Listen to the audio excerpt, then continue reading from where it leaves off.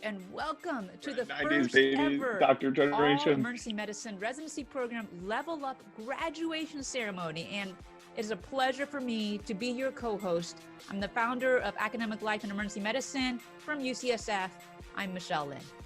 And I'm Michael Gisandi from Stanford University. We are so honored to be your co-hosts tonight for really a historic event. We're witnessing the graduation of over 2,000 emergency medicine residents from across North America who will join our community of elite frontline emergency physicians. Yeah, so let's set the stage here and take you through a reflective journey into all that is emergency medicine. So let's think back. I mean, when did you first realize that you wanted to become an emergency physician? Mike, when was that for you? Yeah, gosh, for me, it was late in third year of medical school when I was on internal medicine. And I remember my senior resident sent me to the ER. She said, go admit that patient with CHF. And I said, don't tell me the answer. I want to come up with the answer on my own. I want to make the diagnosis. And I think it was that night that I realized emergency medicine was going to be my future specialty. Michelle, my mom was an emergency room nurse and my dad was a firefighter. So I've always thought when like ER nurses and firefighters get together, they make little ER doctors. Yeah, that's a winning formula right there. Well, for me, it was when I quickly realized that being a professional foosball player was not a sound life choice. And you know what actually planted the seed for me was that TV show. You remember that TV show ER, that series that debuted around medical school time? Yeah, my favorite too, Anthony Edwards, George Clooney. I remember all of that with the diagnostic mysteries, the camaraderie in teams, the noble mission of caring for anyone, anytime. And what I really loved was that odd, weird, quirky sense of humor. I mean, who doesn't want all that? Yeah, an interesting fact, Michelle. John Carter, the lead character in ER, and I were the same year of training. So like we were in the same year of med school, residency, chief residency. So it was really helpful when my family would ask me, like, what are you doing? Are you still a student? Are you a doctor? Like, what's it all mean? I'd say, well, Mom, I'm doing what Carter's doing on TV this season. And then she'd be like, oh, okay, I get it. So, look at you, graduates, look at what you did. Think about your journey till today. What's it been like? And think about what you've accomplished in these last couple of years. We want to welcome you to our community of emergency physicians and celebrate what you did. And you did it. You did a thing. And you did a thing despite a pandemic, social unrest. Who knows what's coming in the other half of 2020? But we're not the only ones who want to congratulate you on these accomplishments. We had an outpouring of so many people who wanted to send their heartfelt messages that we had to extend this program even longer than it was originally planned. And I'm going to guarantee you're going to be able to recognize a few of these individuals. So this goes to show that despite COVID-19, our specialty remains united with a renewed sense of interdependence and community. So let's take a celebratory pause from the world as it seems to be turned upside down and find a little window of joy as we celebrate you and how you join our esteemed profession tonight. You know, Mike, who else is taking a reflective pause? That studio audience that you might be seeing down there in the bottom corner. These are all of a sampling of our graduating residents. They're there with a live musician. Some speakers are stopping by to say hi.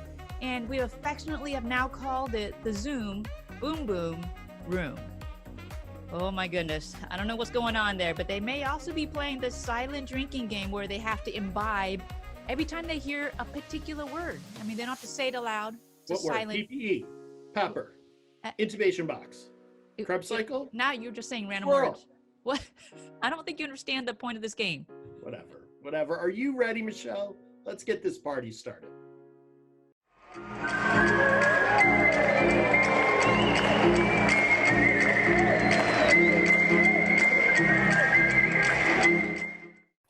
Hey, what's up, everybody? This is Herb Lang. Just wanted to reach out to all the doctors and people who have been assisting. I think we're almost there, and thanks to these doctors and young doctors coming up, I think we headed to a good place. So thank you guys again for all the hard work and dedication that you do. And hey, let's go, keep going. Kindness is free, baby. Don't worry, I'm not going to sing. I'm actually going to talk a little bit about sedation and pain management. which means that I get to talk about my favorite substance on the face of the earth, which is ketamine. You guys will always be remembered for your heroism, your intubations, many of them, and putting your own health on the line to take care of our sickest patients. Great job, congratulations, and thank you, class of 2020.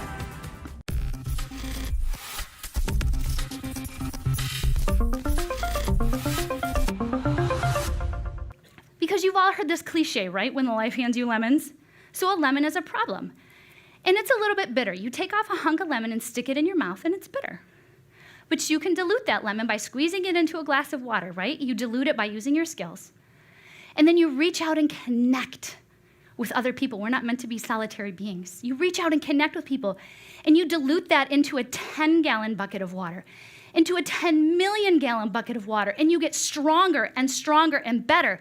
So the next time life hands you lemons, you're gonna make apple juice and leave everybody wondering how the hell you did it. Congratulations, graduating residents. What you will miss this year in traditional graduation ceremonies, you will make up for with your place in history. Throughout medicine, it would sometimes take years or even decades to adapt new ideas, technologies, and treatments. And you have seen unprecedented times with sharing of information, FOMED, and rapid adaptation to changing times. It didn't take decades. Sometimes it would take weeks, days, or even change during your shift. That is your legacy. You have been forged in the fire, and you have come out resilient, adaptable, amazing, able, and ready to join us on the front lines. Congratulations, residency class of 2020. We are so excited to have you.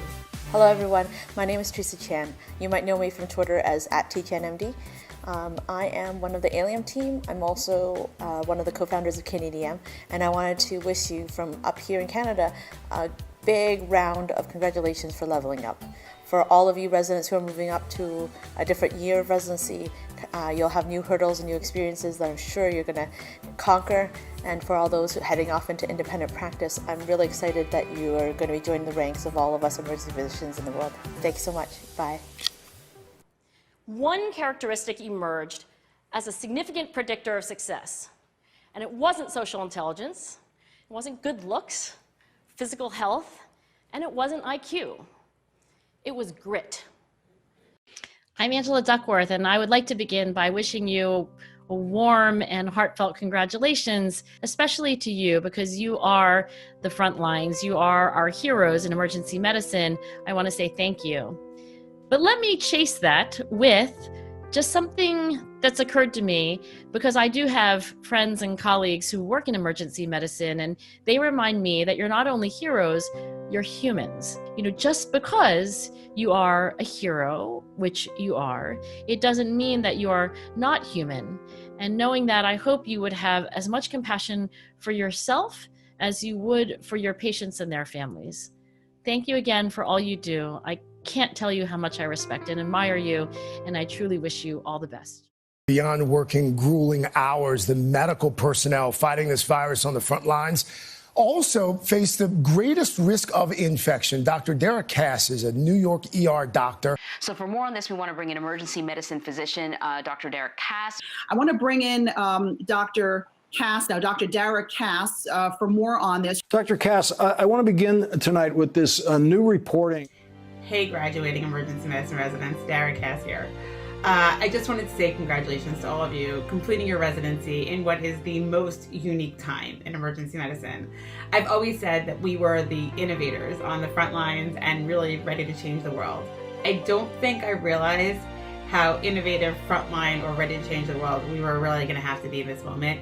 But you guys have stepped up. This is a crazy way to end residency and to start as an attending. So thank you for your hard work, for your dedication in the most absurd experience of our lives. We're going to be together for a very long time, and we're here for you. So thank you, and again, congrats. Hello, Allium, esteemed attendings, fellow emergency medicine residents, and the class of 2020. I'm Shazia Sorowardi, PGY3 from Brookdale Hospital over in good old Brooklyn, New York. We in the hood. I'm working 12 of 14 days, so I did not have time to memorize this speech and will be looking down at my paper occasionally. Sorry. I'm extremely honored to be sitting here in front of some of the bravest, most hardworking people in the world. And most importantly, Hey, Doc, EKG. Thank you.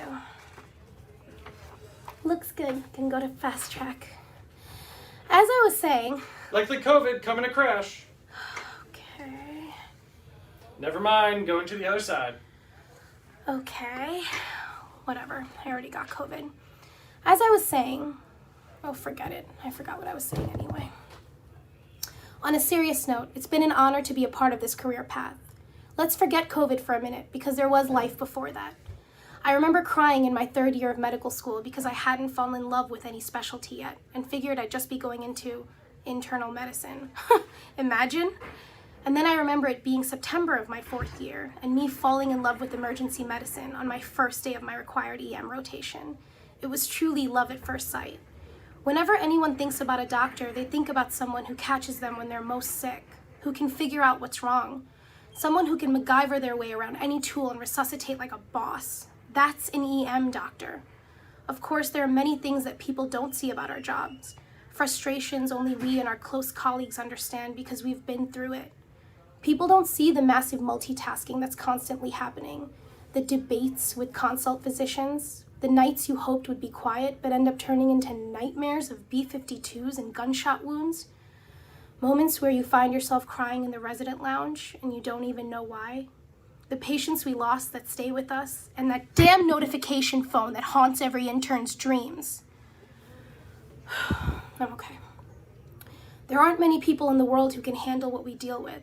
It's just a small fraction of the population who can be okay with whatever and whoever walks in through the door at any time, who can intubate an elderly septic patient 1 minute and then sit next to a 2-year-old to figure out what part of their stomach is hurting the next. Not many people can do what we do and handle such versatility with grace and confidence. When I originally wrote this speech, I gave all credit to our own individual capabilities, our flexibility in adapting to handle anything. But I realized credit goes to more people than that. It goes to the attendings who stayed with you throughout your residency training and told you it was okay when you messed up a procedure. The ones you knew you could turn to even at 3 a.m. for an issue. To the faculty who would work overnight shifts and then still manage to come to your conference and teach you important points on that M&M. Credit goes to the senior residents we aspired to become and became, who showed us just what a badass ER doctor looks like. And last, but certainly not least, to our co-residents, our brothers and sisters in the trenches, the ones who fought side by side with us during those treacherous codes where we did everything to save a young dying patient, the ones who made us laugh after a bad shift, who stood next to us. I don't think anybody truly understands what an ER doctor goes through more than the doctors we stand alongside during the most intense moments of our careers. Thank you to everyone who stood by me and by the amazing graduates here today. To our mentors, our peers, our nurses and ER staff, and our families, we owe you a great deal of appreciation for helping to get us here. I want to say, we've been on the front lines long before COVID came. COVID just brought it to light for the world, because that's who we are. We're fighters and we heal, and we want to keep moving so that we can reach as many people as possible, especially those who are most vulnerable and most underserved. We're secret optimists and we're always looking for a good laugh. We're the ones you'll argue with when you want to admit a patient and the ones you'll want to hang out with after shift. You know it's true, we are by far the most fun specialty in the House of Medicine. Don't even try. Work hard, party harder. That's our motto. Thank you to all of you for what you've been doing. Thank you for helping me find my dream. Thank you for being the small fraction of the world that can handle what we handle, for being strong and undeterred in every action we choose to perform. I am truly honored to be in your company. Congratulations to the graduating EM residents class of 2020. I look forward to working with all of you as emergency medicine attendings in the very near future. Bye. So we have 3 faculty commencement speakers to celebrate our graduates tonight, and you're going to know all 3 of them. First up is none other than Dr. Amal Matu. He's professor and vice chair of academic affairs at the University of Maryland. He's the editor-in-chief of ECG Weekly. He taught most of you across the country how to read ECGs. He's in fact the god of ECGs. He says Brugada, the ocean's part. Welcome to the party, Dr. Matu. Hey everyone, this is Amal Mattu from University of Maryland. I wanted to take a moment to congratulate all of you on an outstanding accomplishment in finishing your emergency medicine residencies. And I also want to take a moment to thank Michelle Lynn for putting all of this together and for giving me this opportunity to give kind of a little mini commencement speech. I wanted to leave you with a story that I once heard that I found very inspirational. It was a story about a monk who decided that he wanted to see what heaven and hell were like before he died. So first of all, he went to hell to see what it was like, and he was incredibly surprised because hell didn't look anything at all like what he thought it was going to look like. There was no yells and screams and infernos and fires and everywhere. Instead, there was great big lavish dining halls, beautiful dining halls with feasts of succulent food. But interestingly, the people there were all starving and haggard and suffering. And he realized it was because they were being forced to eat using 6-foot-long utensils. And no matter how hard they tried, they couldn't pick up the food and bring it to their own mouth with these utensils. So they were condemned to live all of eternity surrounded by this incredible food, but completely unable to eat it. So then he went up to heaven to see what heaven was like, and he was equally surprised to discover that heaven looked exactly like hell. Great big lavish dining halls, feasts of succulent food, 6-foot-long utensils. But the people in heaven were all very happy and well fed. And what he came to discover was that the difference between heaven and hell wasn't the surroundings. The difference between heaven and hell was the people's behavior. You see, up in heaven, when people sat down for their meals, they sat at tables across from each other, and they used these 6-foot-long utensils to feed each other. And so all of them were happy and well fed. So what's the purpose of this little story? Well, I think that during your careers, whether you are in heaven or hell will always be determined not by your surroundings, but it's going to be determined by your attitude and your behaviors, and most importantly, by the way you treat other people and how you interact with other people. I'm convinced that the vast majority of problems in this world, aside from global pandemics, but most of the other problems that we have in this world occur because people aren't good to each other. Just be good to people around you. Be good to yourself, of course, but be good to the people around you, your patients, your families, your colleagues. When in doubt, it's just so much easier to be nice. I'm not telling you that you need to every time refill that prescription for the 75 Percocets. That's not being good to people, all right? But whatever your actions are, always make sure that they are intended to be the right thing for the other people, not just for your own self. And remember that the rest of your life, you will always be judged not by what's on your CV, not even by how many lives you save, but you will always be judged by how you treat other people. So be good to people. And I think that is probably the most important little tip that I can give you for success in your careers. Congratulations, everyone. Have a fantastic career. Thanks, Dr. Mattu. Such wonderful words. But while you're here, do you mind if I ask you? Oh, shoot, I think he's gone. He went to the backstage area to celebrate with the residents, I think. Dr. Mattu has been the cornerstone of ECG education. But you know who else wants to share with you some emergency physician skills that you've acquired during residency? It's your colleague, Dr. Aaron Rosenthal, to share his views. We did it. We made it. 4 years of college, 4 years of medical school, and now finally residency. 3, 4, some of us 5 years later, nearly 1.5 decades after we started this long journey, we emerge. But we emerge with newly developed and finely honed skills that make us emergency medicine physicians. Like our ability to synthesize evidence-based medicine into practice. Or our ability to thrive under our ability to thrive under pressure. I'm trying to make a video! Our resourcefulness. And our technical skill set, all while maintaining our compassion for patients. Daddy, I'm examining. You're fine, walk it off. So as we go out into this unpredictable world, remember your skills, remember your training, remember why we do this, and you will succeed. To my fellow graduating residents of the class of 2020, congratulations, we did it. Hello, my fellow emergency physicians. Rob Orman here from ERcast, and yeah, fellow emergency physicians, you did it. Well done. I know it wasn't easy, but here you are. Now, graduating from emergency medicine residency, I think, is kind of like getting your black belt in karate. Yeah, you got a black belt in emergency medicine. And I know it might not feel like it all the time, especially when you're going out on your own, but yeah, you are experts now in emergency medicine. And you got the degree to prove it.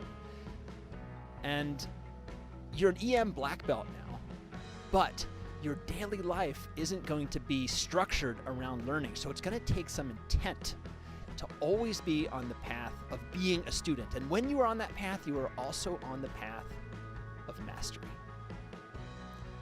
So my friends, be well, stay safe, and keep on kicking ass. Hello, I'm Dr. T. My name is Judith Tintinelli. Congratulations are in order to all of you, the emergency medicine residency grads of 2020.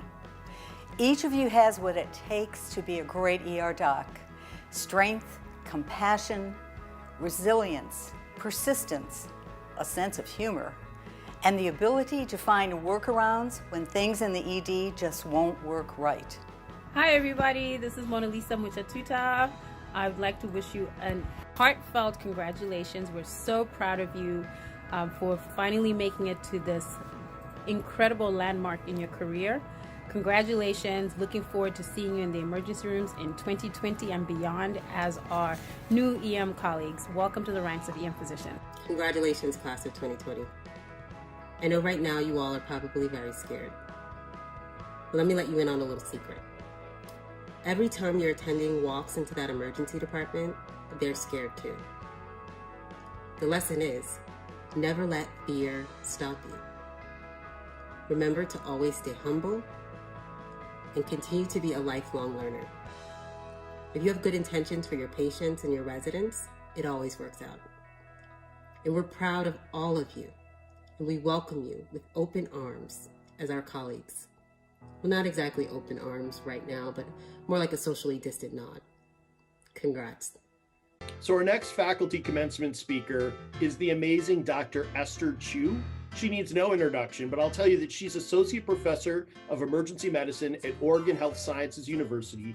She's the co-founder of Equity Quotient and a regular contributor to CNN for her remarkable advocacy work.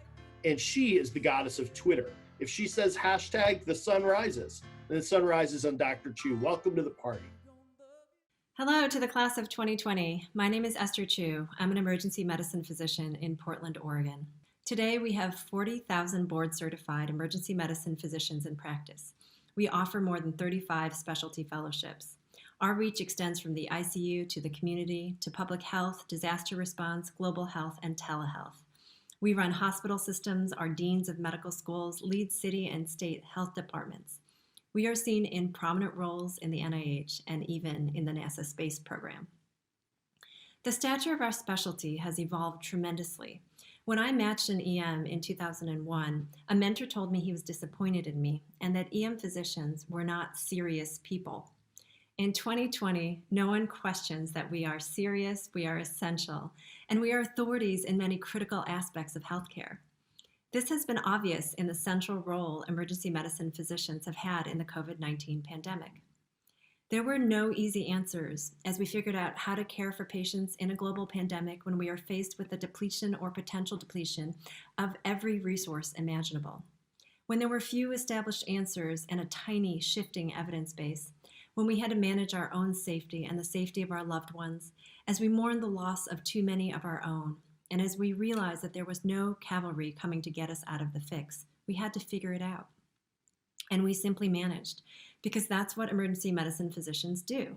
We innovated our operations, our spaces, and our workflow, and we made it work.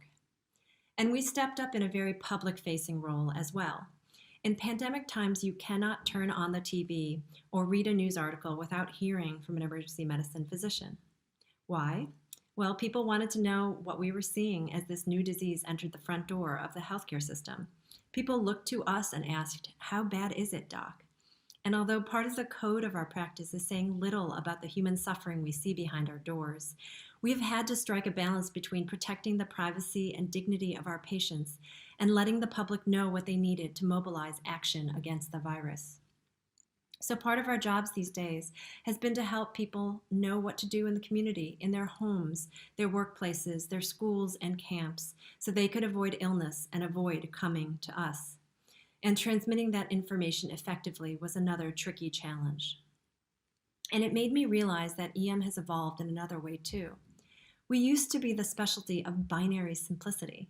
Our classic mantras demonstrate this. Sick or not sick, admit or go home, rule in, rule out. But in these times, we've demonstrated how well we have become masters of navigating complexity.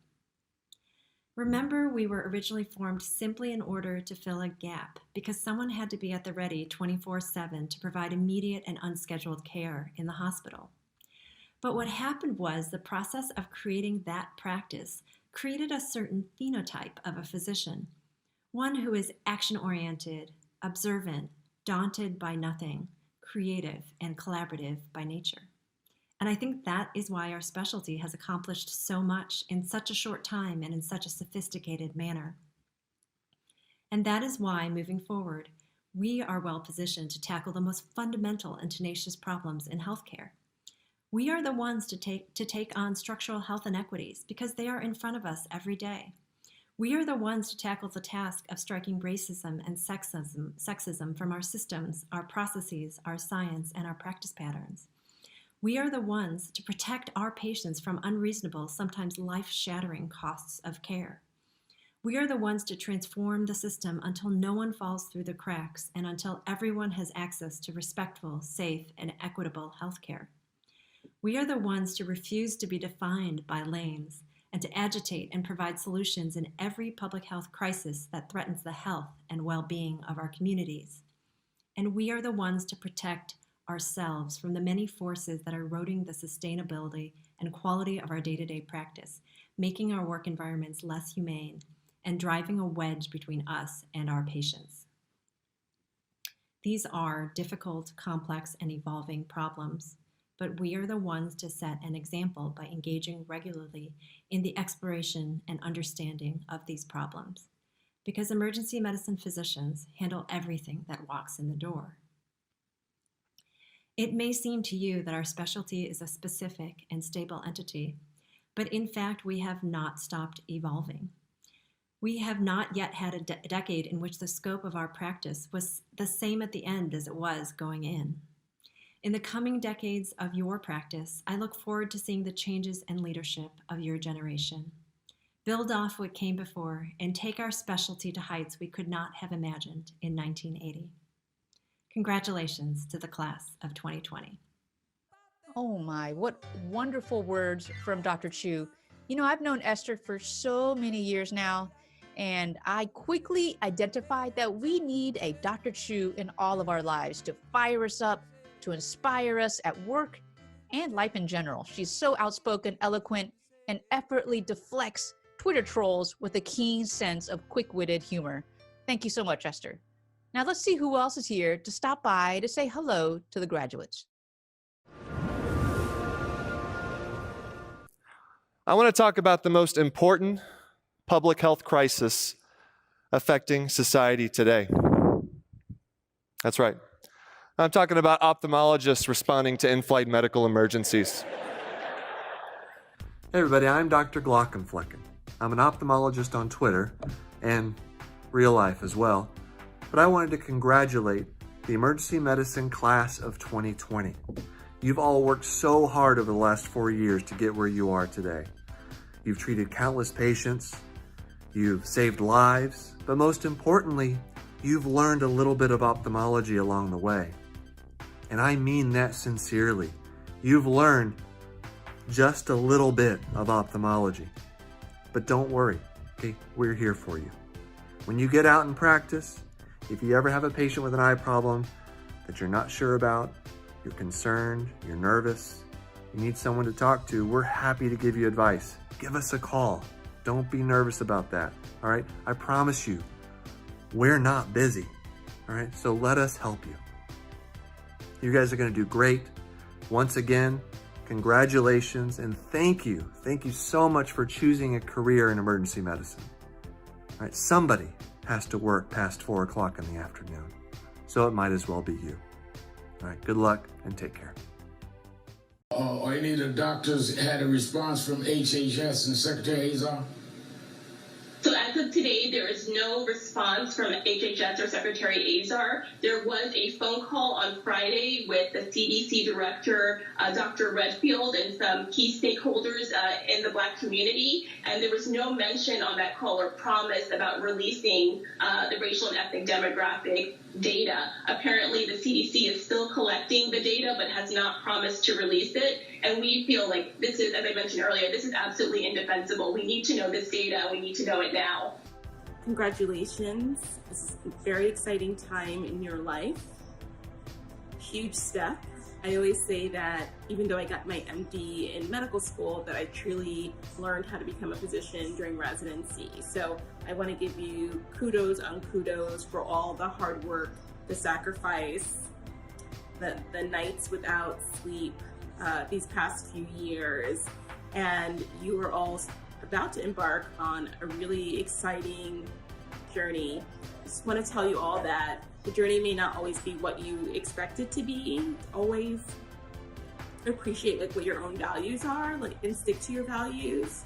And you can create opportunities for yourself along the way to do the important critical work that you want to do and that sustains you. So congratulations again. Best of luck as you start your new jobs or fellowships. And I will be sending you warm wishes along the way. Take care. Hey there, Emergency Medicine, Class of 2020, it's Damon West, co-author of The Coffee Bean. The world is in a giant pot of boiling water. But what the message of The Coffee Bean tells us is that we have 3 choices when we are in a pot of boiling water. And those 3 choices are, you can be like the carrot that turns soft and sad and weak and let life beat you down, which happens all the time. I've been the carrot, y'all. I promise you. Or you can be like the egg that turns hard and mad and mean and angry and hardened off to the world, you know, the hard-boiled egg. And to be candid, I've been the egg several times in my life. Or we can choose to be like that coffee bean. The coffee bean, the smallest of those 3 things, by the way, that jumps into that pot of boiling water and says, you know what, turn it up, I've got this. And the longer the coffee bean sits in the pot of boiling water, the stronger that pot of coffee is going to be. The coffee bean represents the person that changes you, because the power to change any situation is inside each and every one of us. So thank you, Emergency Medicine Class of 2020, for choosing to be a coffee bean. And when you go out there in the future, just know that the world's going to be like a pot of boiling water, but we have 3 choices. And my choice, my wish, my goal that I would tell y'all to do is you go out there and you go be a coffee bean. Thanks a lot, y'all. Happy graduation. Thank you.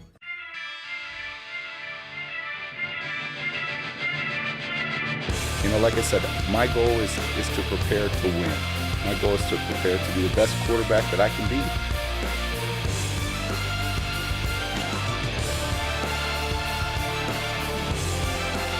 First and 10, Brady back to throw, has protection. Gonna go long. He's open, he's got it, touchdown. Tom Brady.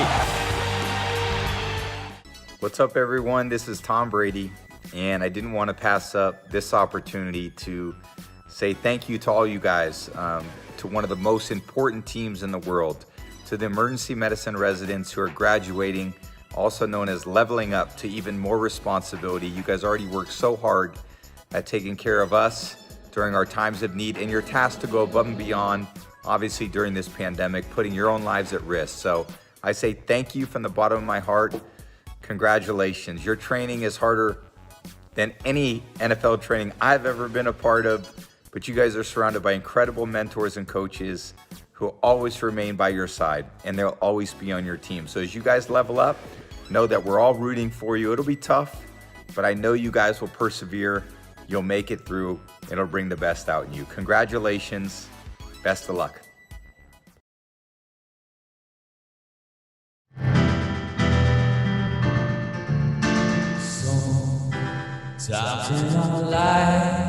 Hello, everybody. We are backstage with our live studio audience, and we're only through about the first half of the show, but we have some amazing guests in the audience with us. And fun during our intermission break. We're going to start with a few questions. So, first question is: hold up your cards and let's see who has the best answer. Seeing snacks, binge eating, showering, cooking. Find a dog. I like that one. Ooh. Wine. Midnight snacking. Burn the COVID clothes. Love it. Taking off my mask. I love it. Eat everything in sight. That's speaking to me. Honestly, ... beer. We're hungry. Lay down on the recliner and take a nap. I like it, Josh. That's a good one. Did I see Hamilton sing along for LA? Ooh, I like cat videos. Mary, that's an amazing background. Is that Grumpy Cat? I like it. And my friend Sarah has a pretty good question, too. Yeah. Everyone's favorite question: what is your favorite chief complaint? Remember, this is going up for everyone to see. It's on fire. My belly button is leaking. Yes. Okay. Foreign body. Very descriptive. Wait, hold on a second. Pants on fire, surrounded by pickles. I have nothing to say about that. Pants on fire. Let me see here. No kaga. Something is stuck in there. Oh yes, this one's good. Illness. Palpitations after watching a scary movie. I'm shocked. It's stuck. Wait. It's stuck. The whole thing is stuck. Is this real? Pulled eyeball out of socket? Is this real? You might have won. You might have won the game. I woke up with a second tongue. Patient created a game show where they Psychic burn shot. themselves with hot water. Oh, wow. Creative. Creative. Hockey. Hockey. There has to be more to this. You see a lot of injuries. They're always good. Canadians. Do we have any? Let me see here. Still echoing. I'm a bad witch. Doesn't seem to be echoing. And wearing a witch hat. I love Yeah. it. It was her own chief complaint. I love that's funny. Mary, do we have time for one more? Me? I think so. If anybody wants our final question is, if you have a song request for Aaron, we'll see if he can fit it somewhere. Do you want to throw your favorite Can we song? get the echo taken care of? I mean, I got reverb, but you know. You sound like you're in a cave room. That's cool. Yeah. All right. So we got some good song requests.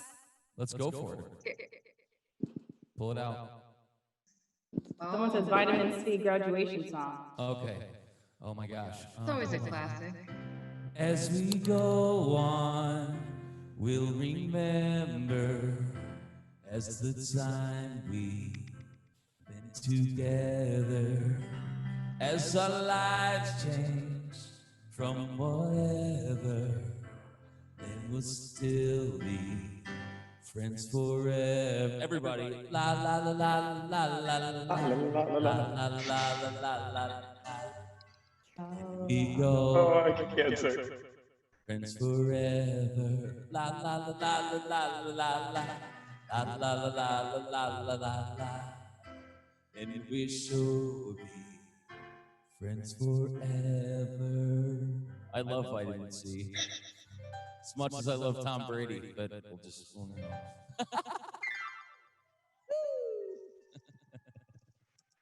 So good. Thank you, thank you. I'll get rid of the reverb. I got you. I got you on that one.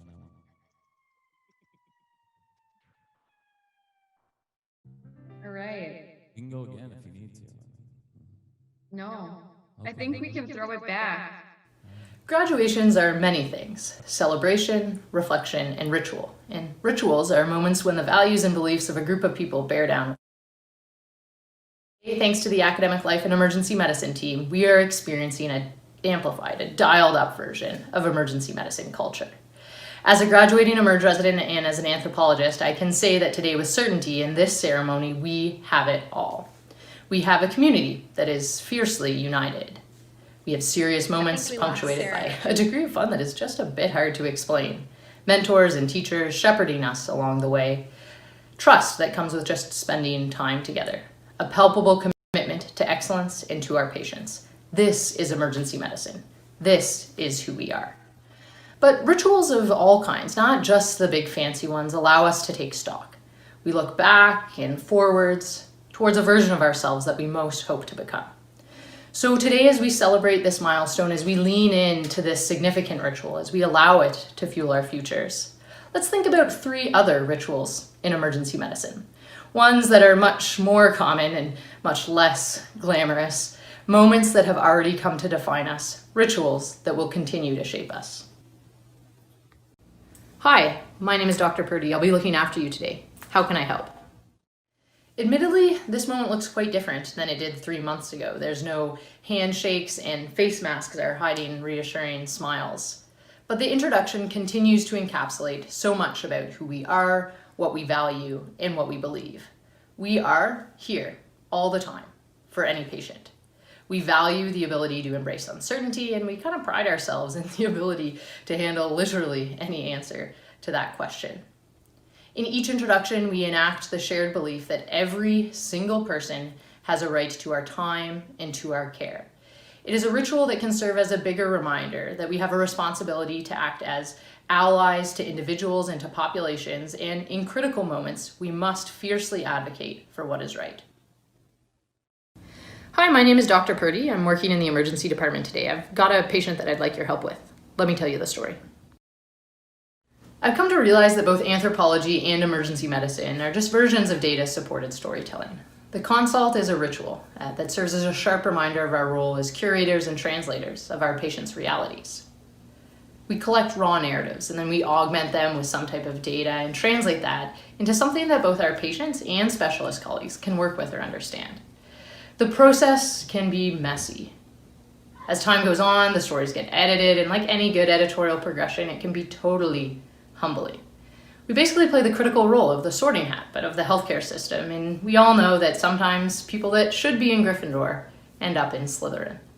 The consult is a ritual that highlights our important role in navigating the bigger picture, a ritual that emphasizes the awesome power and the weighty responsibility of the first draft, a reminder that we set the tone.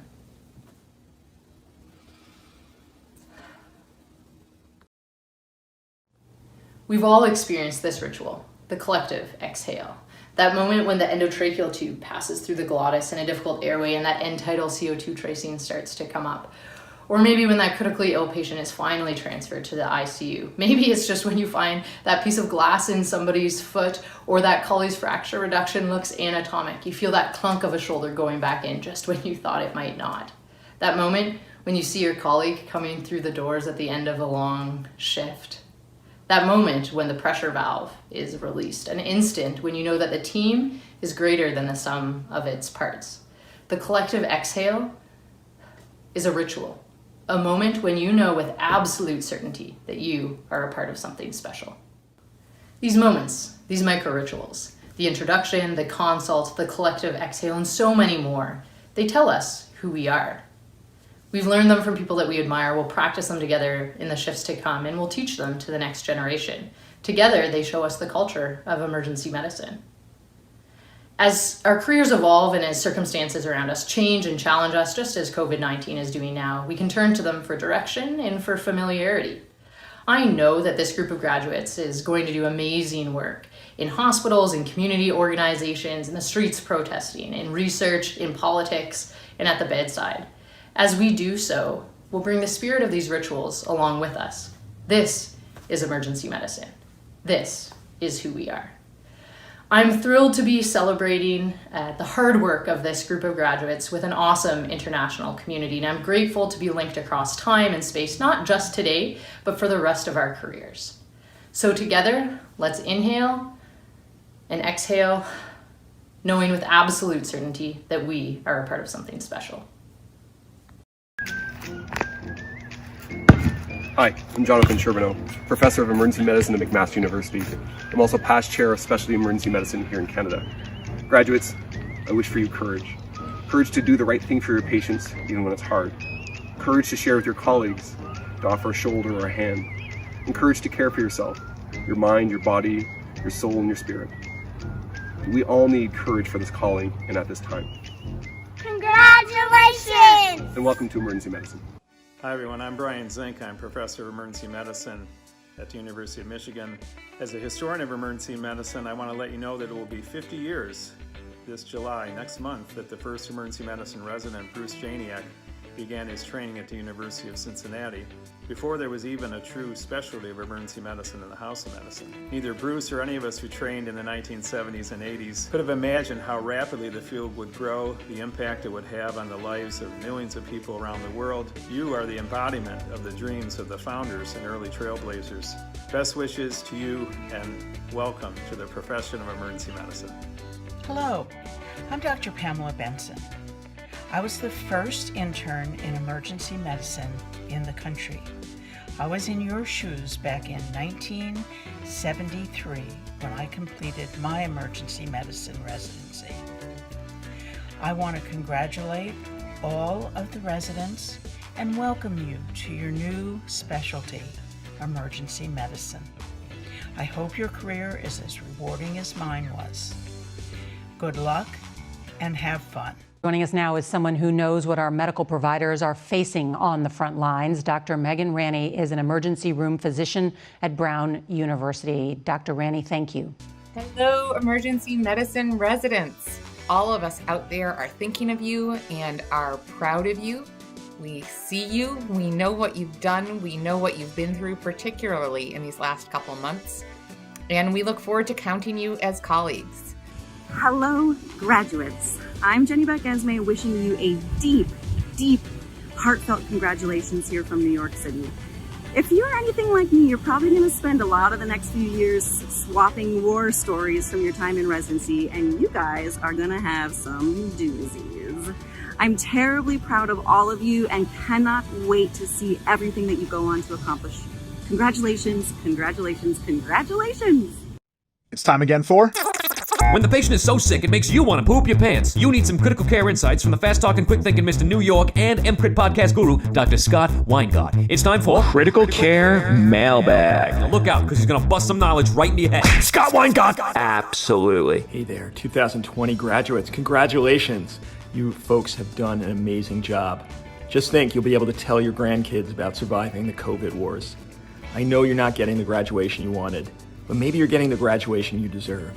Because what it shows is that we are willing to put anything aside to give ideal care to our sick patients. So thank you for all you're doing and have a wonderful career. Scott Weingart, MCRIT Podcast saying bye-bye. Congratulations to the emergency medicine graduating class of 2020. This is Swami out in Paterson, New Jersey at St. Joe's. And while your training is done, your learning is far from done. This is a challenging time and we need to push ourselves to keep learning, to keep growing what our knowledge base is, our understanding. That's how we can deliver the best care to every single patient we see. And that's what we do in emergency medicine. We deliver the best care to every patient who comes in our doors. And I want to leave you with some wise words from one of my mentors, Louis Goldfrank, who said, every time you see a patient in the emergency room, think, what's the lesion in the healthcare system that brought that patient to us today? And then try to fix that problem, fix that lesion. That's our job in emergency medicine. Look at the big picture and then take care of the individual patient in front of you. Good luck. You guys are going to do great things, and I can't wait to see it. Congratulations to the remarkable graduates of 2020. You are recognized for your courage in the face of the unknown and your exponentially expanded wisdom during an unprecedented assault on international well-being. You have witnessed the absolute chaos in the American public health system, the unnecessary suffering and unmet needs of millions. We count on you to become unique vision setters and leaders for the future of emergency medicine. Congratulations. I look forward to working with you. At the October 13, 1988 presidential debate, Michael Dukakis and George H.W. Bush were asked, who are the heroes who are there in American life today? Who are the ones that you would point out to young Americans as figures who should inspire this country? Jaime Escalante, Villadares, those people that took us back into space again, sports heroes. Vice President Bush eventually responded with, I think of Dr. Fauci. Probably never heard of him. You did, and heard him. He's a very fine research, top doctor at National Institute of Health, working hard doing something about research on this disease of AIDS. Today, Dr. Anthony S. Fauci is best known because of his position in the coronavirus task force and for his many media appearances. Dr. Fauci. Dr. Fauci, thank you so much for taking the time. Dr. Fauci. Dr. Anthony Fauci. Hello to all. My name is Tony Fauci, and I'm the director of the National Institute of Allergy and Infectious Diseases. And I want to take this opportunity to congratulate the emergency medicine residents. First of all, thank you for your extraordinary service. Congratulations on getting through a program that's going to be very important to the health of our citizens and to the nation in general, but also in this particularly difficult time that we're living through. Emergency medicine physicians clearly are at the forefront of our response to this terrible scourge that we're dealing with. So thank you for what you've done, what you will do in the future, and congratulations on now achieving a great milestone in what I hopefully will be an extraordinary, productive, successful, and happy career. And last but not least, our final faculty commencement speaker is Dr. Mel Herbert, founder of MRAP and co-creator of some amazing podcasts like This Won't Hurt a Bit and Talking Tesla, which is really remarkable. He's the Australian god of digital learning. Welcome to the party, Dr. Herbert. Hey, class of 2020, graduation, congratulations. Really, it's a huge honor for me to be able to speak here tonight to you. I'm just really excited to say a little something to you and the family and friends that you've got gathered here. You know, for many of you, this is the last significant academic graduation that's going to occur in your lifetime. You've been doing this all your life.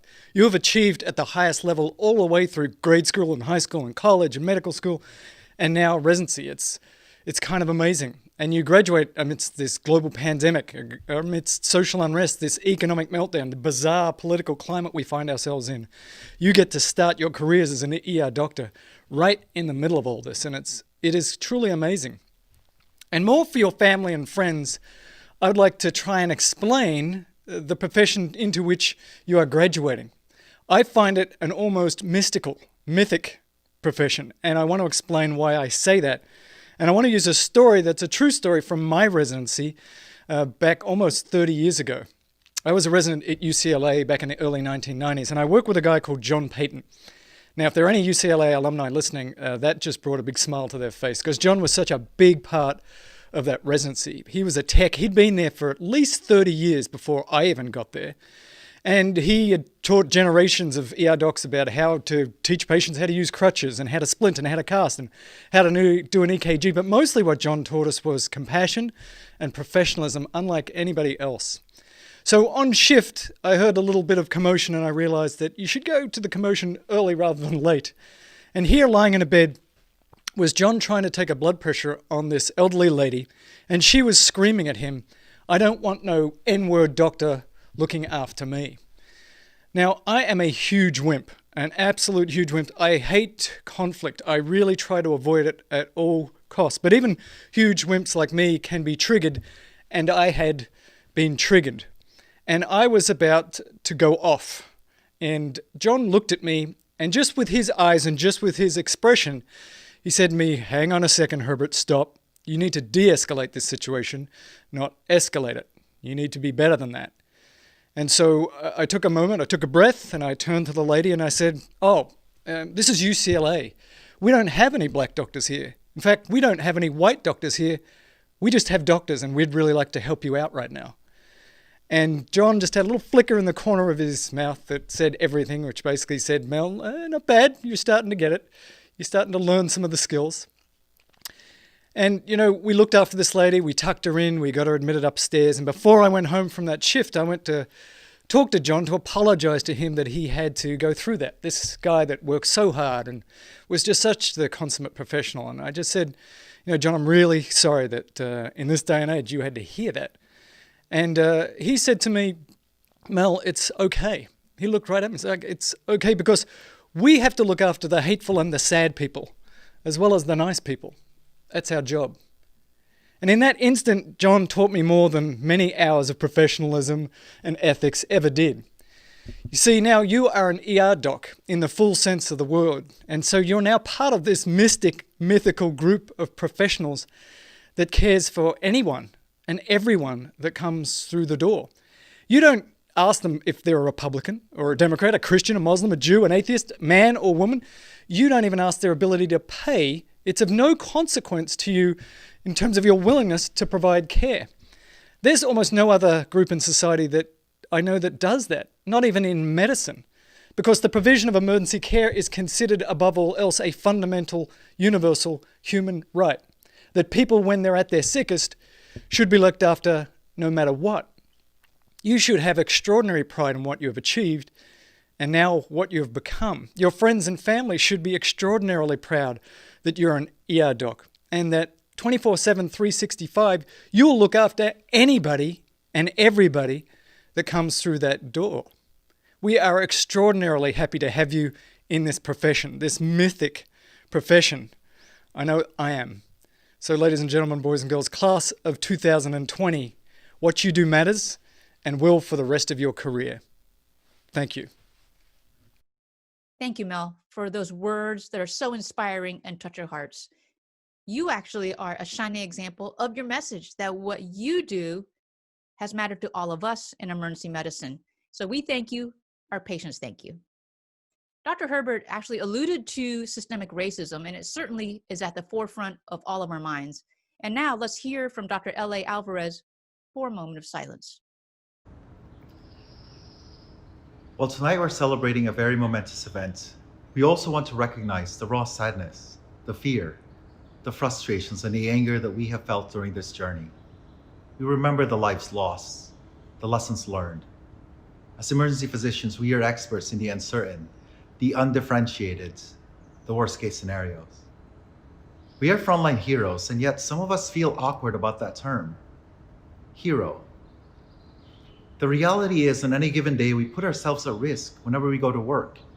COVID-19 has highlighted this. No amount of PPE can balance the risk we're taking as we see the next patient, be it anyone, anywhere, or anytime. As we see the effects of structural racism and the injustice in our healthcare system, and reflect on the names of lives lost, including George Floyd, and many, many, many more before him, and sadly, the many more ahead of him. We as emergency physicians are there in the front lines, in solidarity, resuscitating and experiencing the second trauma that we invariably take home with us. So let us pause and take a moment of silence to sit with the immensity of these suffering and realize our common humanity.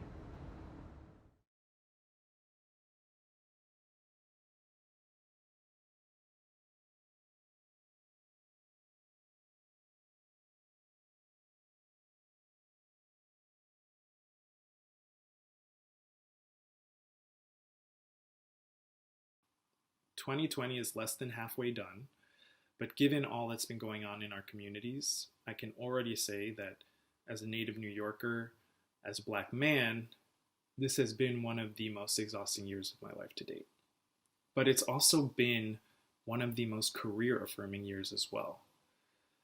Emergency medicine, in a lot of ways, is the most community-facing specialty. And with that comes great responsibility to our patients. Regardless of your race, regardless of your gender, by joining our ranks, you are being afforded new, awesome power and privilege. And I challenge you to leverage that power and to leverage that privilege to benefit our patients, our colleagues, and our communities. Because lives, and particularly Black lives, literally depend on it. Hi, I'm Mike Paddock, Senior Staff Physician at Regions Hospital in St. Paul, Minnesota, part of the Twin Cities. I grew up blocks from where George Floyd was killed by police in Minneapolis. I'm one voice of the millions that have been moved by this moment. My experience is certainly not any more important than any others. I recognize my privilege in getting to share with you my personal experience. I know that we in emergency medicine recognize the inequality and structural racism present in American society. It is clear as day. I've seen up close the brutality endured by protesters over these last few weeks, and it has shook me. I go about my duty providing care to anyone that seeks it, but I can see quite clearly how poorly our healthcare system can be at helping to provide a foundation of wellness for those that have experienced oppression for generations. Structural racism is truly a public health crisis, and we as the physicians closest to human suffering, we must be a part of changing it. So, I've experienced this time, and I'm motivated to be a part of the systemic change as an ally to my patients and my community. As you graduate, I encourage you to seek out ways in which you feel that you can be a part of that change for your communities. Dear Class of 2020, you are a force to be reckoned with. The resiliency and versatility that you've shown the past 3 or 4 years of your residency speaks volumes. During these uncertain times, if I had to pick one specialty that will thrive, it will obviously be in emergency medicine. Battling a ravaging pandemic, witnessing police brutality and structural racism, you are made for this. That's why they call you Baffert. Even if in some days it felt like the entire emergency department was sinking, you MacGyvered and Baffert it through all. As you can see, Baffert could be a noun, a verb, an adjective, or a statement. To be a doctor is a privilege, and to be an emergency doctor is an intellectual and moral virtue. By the nature of your specialty, the moment you walk into the emergency department, you're an advocate for your patients and for the entire department. So I urge you to use your privilege to fight for the injustices in the society, to continue to advocate for your patients and your specialty, and to stay humble throughout the process. Class of 2020, you did it. Congratulations. Think about the issues that my residents face. Faced off against a virus without an evidence base. Face mask and gloves on like we're robbing a bank. I take a moment in this madness to give you some thanks. You don't go crazy like you used to. Crazy what you get used to. Handling pain, feelings of sadness and rage. The way I see it, one of 2 ways you could choose to behave. Either be like a candle, stress will blow you away. But wind to a wildfire, man, that's fuel for the flame. So octane's flowing through you like the blue in your vein. And I'm just proud I stood with you while we're doing the same. You're the sword in the darkness, the watcher on the walls, the fire that burns against the coldness in the halls, the frontline shield for the realms of men. We'll always be with you, but now our watch ends. Because this is graduation, navigating yourself, and that deserves congratulations.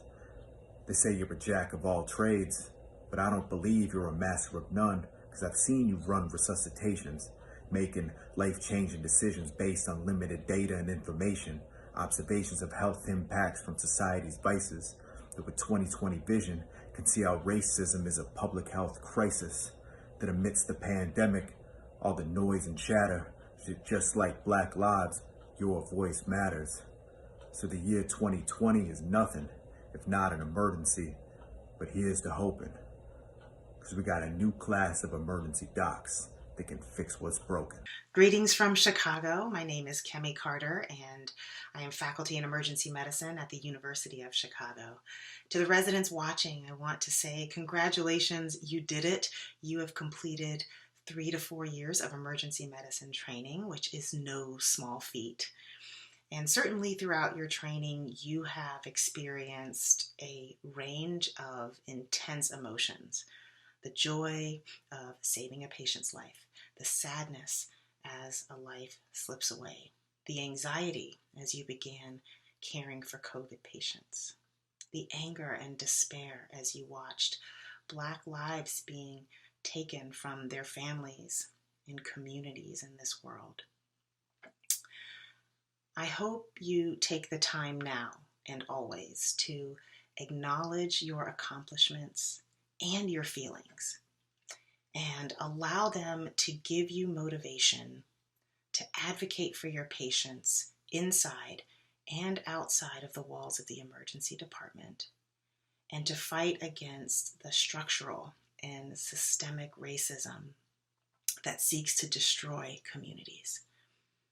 Be confident in your skill to take care of the most vulnerable among us. Use your eyes to see into a patient's lived experience before they got to you in the emergency department and after they leave. Allow your heart to break for the injustices that affect your patients and the people around you. And always know that you have a community of emergency physicians who are here holding you up and who have got your back.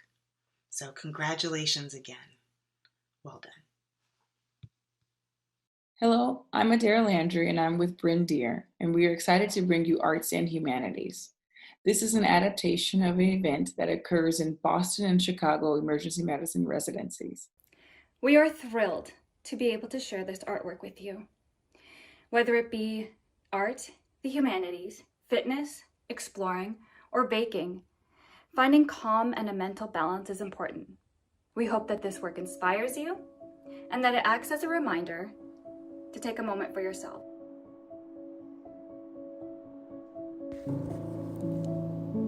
We strive to explore, to learn, and to grow. Being outdoors and finding that breath of fresh air, being exposed to nature, is what this artist was capturing in this photograph. Imagine if we could have a society which was as open and free, as welcoming, and as uplifting as this photo. When I see this painting, I see the power of red and the joy of yellow. Blended together, this woman surrounded by orange is sitting and waiting. The artist shows us the poise and radiance of Black women and how they wear their strength while also maintaining their inner peace. In an ode against self-doubt, imposter syndrome, and a reminder of self-worth, this artist painted this painting on cotton paper and with gold leaf. Over the course of the year, physicians have also published their work in journals and newspapers. We share them here and hope you take the time to read them. Writing and advocacy are a big part of emergency medicine and has helped many of us find our voice. When I see this photo, I think about time, how it is always there but can feel scarce. I love that this artist allows me to look at how she uses her time to make this moment for all of us memorable. It is the discipline that comes with mastering technique, which is why so many early physicians were also artists. This work is inspired by the neo-impressionist style, where small dots of paint placed side by side create an image. It is only when we step back and observe the image before us that it becomes clear. The artist painted the image on the left for her little sister, with the message that although she lives far away, thousands of miles away, they both sleep under the same sky. We are often told to always look up, but in doing so, we sometimes miss looking down or around us and seeing the beauty and creativity that lies before our feet. What I love about this photograph is that my eyes are drawn to the architecture, history, the melting snow, and the action off in the distance. Though I recognize its presence, my thoughts are not cut off by the umbrella. In emergency medicine, so much of what we do requires us to think broadly and observe beyond the red umbrellas. When I look at this photograph, I have an overwhelming sense of gratitude. A father's workshop with organized clutter is a reminder of the sacrifices and support that have helped us along the way. Golden Goddess showcases that although women continue to fight for equality, their impact on society cannot be denied.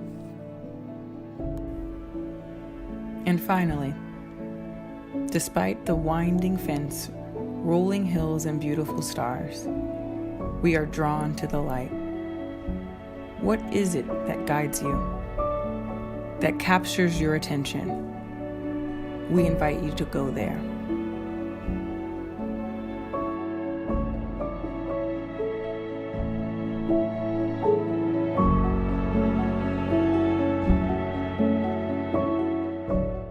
Hi, I'm Jeff Foy. And I'm Jacob Foy. And we are the writers of Emergency the Musical. And I've been practicing emergency medicine for about 17 years, and I just want to congratulate you on this huge accomplishment. Getting through training is hard enough, let alone in this strange climate we're in. But we're not here to talk about all that weird stuff. We're here to have some fun. And we thought it'd be fun if we had some real medical professionals take part in this video.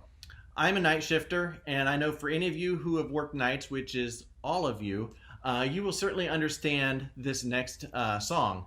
Night shift can lead to both exhaustion and exasperation, or as we like to say, exhausteration.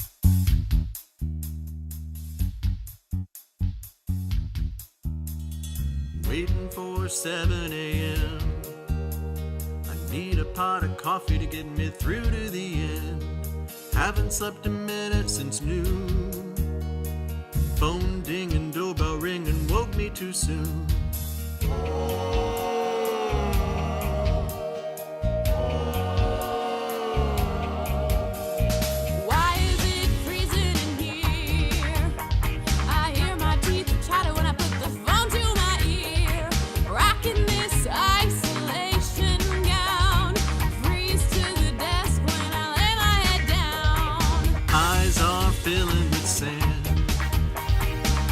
Exhausted, how much more can I stand?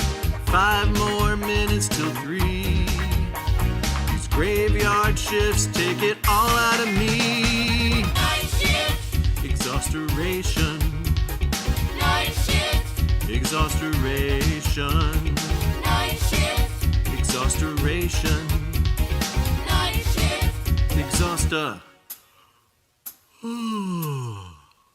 Oration. Here's a song about my favorite character in the show and somebody that we all know and love. Performed by Broadway star Kevin Hack, this is Male Nurse. Back when I was young, sitting on Daddy's knee, he looked at me and asked me and said, "Son, what do you want to be? You can be a fireman, be a doctor, or a cop. Or you can be the president, be the big man on top. But all that time with fellas, there's a problem there you see. If you're gonna shoot a deer, go where the deer are gonna be. I'm a male nurse, smartest man on earth. I'm a male nurse, always put ladies first. I'm a nurse, I'm a man, I'm the master of the bedpan. I'm a male nurse, ladies know well.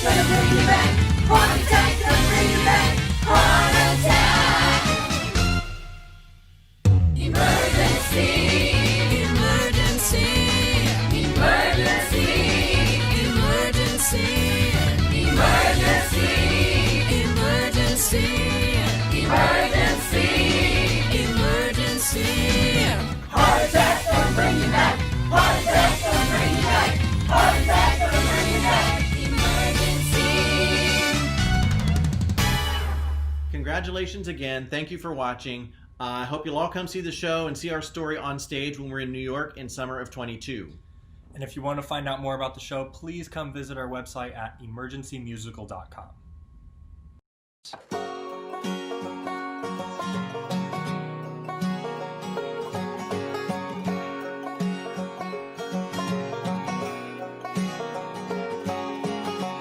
Out the door just in time, head down the 405, gotta meet the new boss by 8 a.m. The phone rings in the car, the wife is working hard, she's running late tonight again. Well, I know what I've been told, you gotta work to feed the soul, but I can't do this all on my own. No, I know I'm no Superman. I'm no Superman.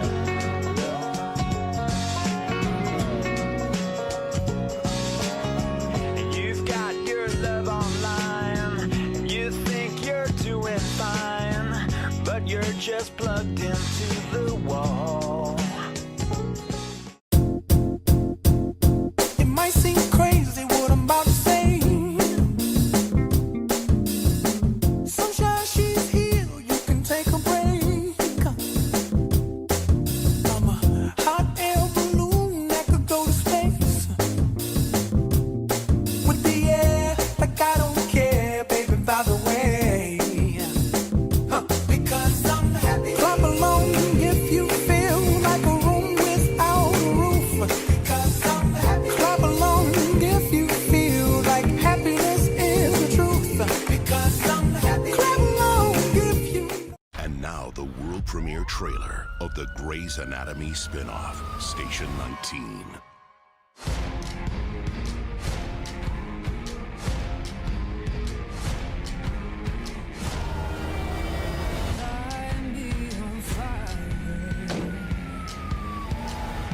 I chose to stop being a surgeon. You know why I used to open people up? Okay, we got that. Takes guts. Got somebody open. My daughter's got guts. She needs no one. Hey, it's Jason George from Grey's Anatomy and Station 19. I just want to take a moment to say congratulations to all of you for graduating from your respective ER residency programs. And what we do on the show is make believe, but we do our damnedest to show how hard you all work to save every life you come across. And in doing the show, I've gotten to know and respect a lot of doctors, but I have to give a special shout of love to all of you, our emergency room doctors. Because you see, my character, he was an anesthesiologist, but he went back to school and got double boarded as a trauma surgeon, but then he went to become a first responder, all because he wanted to get closer to the action. Well, you all are the action. You're the true heroes, and that's never been more evident than now, during the COVID-19 pandemic, when the ER has become the front lines. Despite greater personal risk, I have not met one ER doctor who walked away from the challenge. You all bravely continue to save lives and take care of all the rest of us. And for that, I thank you. Congratulations. I'm Jana Lee Ortiz from Station 19. What a year, 2020, huh? Well, congratulations to all the graduates this year. How's it going? This is Gray Damon. I play Jack Gibson on Station 19 on ABC. And I just want to say, congratulations on finishing your medical training. Hey, new doctors. I'm Veritas. I play Victoria Hughes on Station 19 in Grey's Anatomy. And I just want to say thank you and express my gratitude and say congratulations. The National with Peter Mansbridge.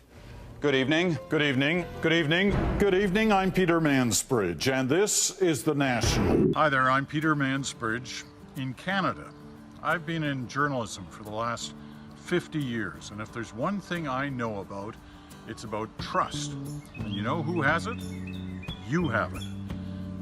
As far as all the surveys I've seen, whether it's in the United States or in Canada, the top trust factor goes to those in the front line of healthcare, especially those in the emergency departments. Well, that's where you're going. So as we congratulate you on this graduation day, we also remind ourselves that as you head out, you're heading out at a time of great need across our continent. And one thing you have going for you, aside from all the training you've obviously had, is the trust factor. So, good luck. We need you.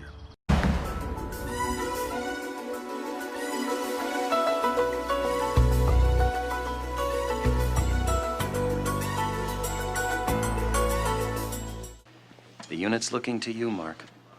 You set the tone. Yeah. She was one of us. We loved her. We worked with her. And now something's happened to her. It makes us feel guilty. It makes us feel angry. It scares the hell out of us. But we take care of her, and then we go on with our jobs. Yeah. You set the tone, Mark. You get the unit through this. I'm fine. Hello, Anthony Edwards here. I guess this is what Mark Green would look like now if he had lived. One of the best parts of being an actor is being able to immerse yourself in different worlds. During the 8 years that I spent observing and interacting with ER docs, nurses, and technicians, I saw a common thread of happiness from those people who love their work. What an awesome thing you have chosen to do with your lives. While the country fights over health care, you are doing it. There's no time for debating policy in an ER when someone needs immediate help. I hope you can stop for a minute and acknowledge that committing to service as a profession is a true act of courage. You are also an inspiration to every kid you come into contact with. I think the reason so many people like the character of Mark Green is that every other part of his life, relationships, family, even his own health, was a complete mess. Murphy's Law applied to him. But he loved his work, put others first, and as a result, he helped so many. Love what you do, and the adventure will be great. Never forget, you set the tone. Congratulations. Well, Mike, that was such a lovely tribute, right? To the EM graduates of 2020. Thank you all to the commencement speakers, cameo appearances. I especially want to thank the secret sauce to all of us, the Level Up team that made this event all possible. They're super crazy talented.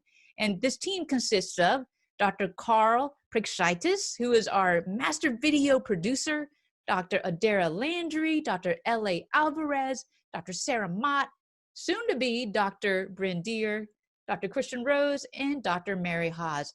They poured their hearts and souls into this, pulling out all the stops. And of course, thank you to the American Board of Emergency Medicine for being our exclusive sponsors. So with that, we wish you all the best, the class of 2020. As you can tell, the world celebrated you tonight, and we expect great things from you. You've got this. Good night.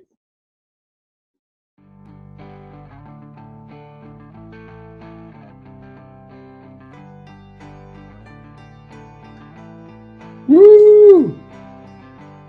Well, on behalf of all the Allium team and the Allium Connect team specifically, I'd like to congratulate everyone again, all the members of the class of 2020 for their accomplishment of graduating, and to everyone who's leveling up this year.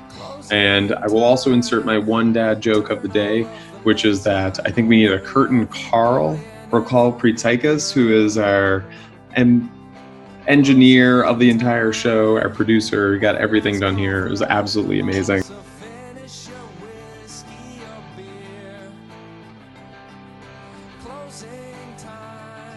And now, if you're anything like us, it's time to celebrate. So let's set the tone and the beat and dance.